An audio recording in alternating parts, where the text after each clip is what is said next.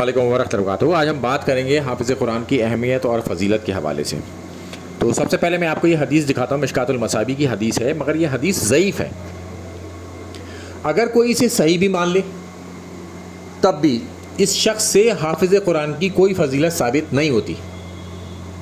کہ جس شخص نے قرآن پڑھا ہو اور اس کے مطابق عمل کیا ہو، تو حافظ قرآن تو قرآن سے رٹے ہوئے ہوتے ہیں۔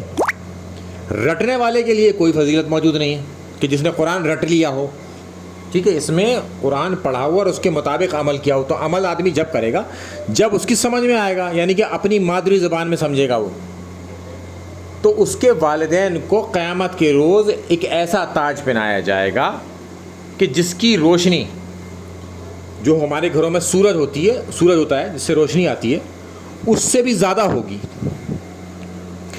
تو اگر یہ کوئی فضیلت مان بھی لے تو بھی یہ قرآن کو رٹنے والوں کے لیے نہیں ہے، قرآن پر سمجھ کر عمل کرنے والوں کے لیے ہے، چونکہ جب تک سمجھ میں نہیں آئے گا تو عمل نہیں ہو سکتا۔ تو عمل کرنے کے لیے سمجھنا بہت ضروری ہے، لہٰذا اس طرح کی جتنی بھی فضیلتیں یہ سب کی سب عمل کرنے والوں کے لیے ہوتی ہیں، نہ کہ رٹنے والوں کے لیے۔ کہ کسی ایک شخص نے رٹ لیا، جیسے کہ طوطا اپنے آپ کا نام مٹھو بیٹے کہتا ہے، مگر اسے خود پتہ نہیں ہوتا کہ میں ہی مٹھو بیٹے ہوں۔ اسی طرح سے بہت سارے لوگ، ہم سب قرآن پڑھ رہے ہوتے ہیں عربی متن میں، اور کہہ رہے ہوتے ہیں کہ جھوٹوں پر اللہ کی لعنت، اور قرآن پڑھنے کے بعد ہم جھوٹ بول رہے ہوتے ہیں، تو اپنے اوپر ہی وہ لعنت ڈال رہے ہوتے ہیں۔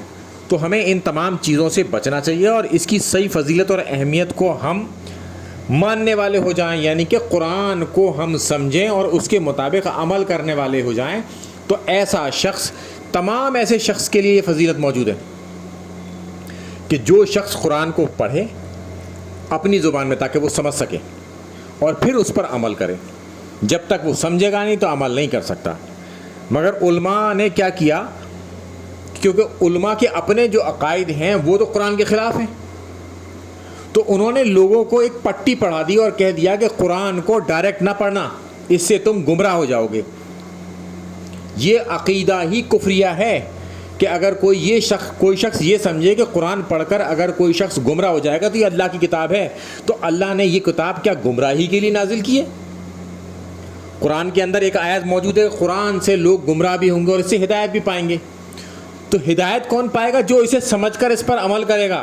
گمراہ وہ ہوگا جس کو اس کو پڑھ بھی لے گا تب بھی عمل نہیں کرے گا۔ تو قرآن کے مطابق عمل کرنے کے لیے اس کا سمجھنا اپنی مادری زبان میں بہت ضروری ہے۔ دنیا میں کتنے سارے مسلمان ہیں جو عربی جانتے ہیں؟ زیادہ سے زیادہ 15-20% جو عربی جانتے ہیں، ان کی زبان عربی ہے۔ اکثر تو نان عرب ہیں 80%۔ وہ تو اپنی مادری زبان میں ہی سمجھیں گے تبھی ان کی سمجھ میں آئے گا، تبھی اس پر عمل کر سکتے ہیں، کیونکہ ہمارا سارے عمل قرآن کے مطابق ہونے چاہیے، نہ کہ قرآن کے خلاف۔ چونکہ اللہ کے رسول صلی اللہ علیہ وسلم نے غدیر خم میں واضح طور پر فرما دیا کہ اللہ کی رسی اللہ کی کتاب ہے، یعنی کہ کتاب اللہ کی کتاب قرآن، جو اسے پکڑ لے گا کامیاب ہو جائے گا، جسے چھوڑ دے گا وہ گمراہ ہو جائے گا۔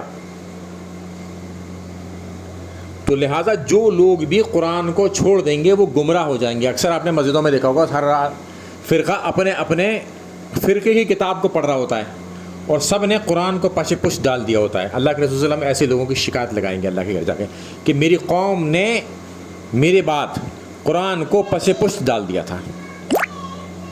بس اللہ رحم کرے کہ ہم ان میں سے نہ ہوں جن کی شکایت لگائی جائے اللہ کے گھر جا کے۔ ہم قرآن کو اپنی زبان میں سمجھیں اور اس پر عمل کریں، اور علماء کی یہ بات کبھی نہ مانیں کہ قرآن اور حدیث کو ڈائریکٹ نہیں پڑھنا چاہیے، چونکہ یہ تو عقیدہ ہی کفریہ ہو جائے گا کہ کوئی یہ سوچتا ہے کہ اگر قرآن سے لوگ گمراہ ہو جائیں گے، تو یہ عقیدہ ہی کفریہ ہے۔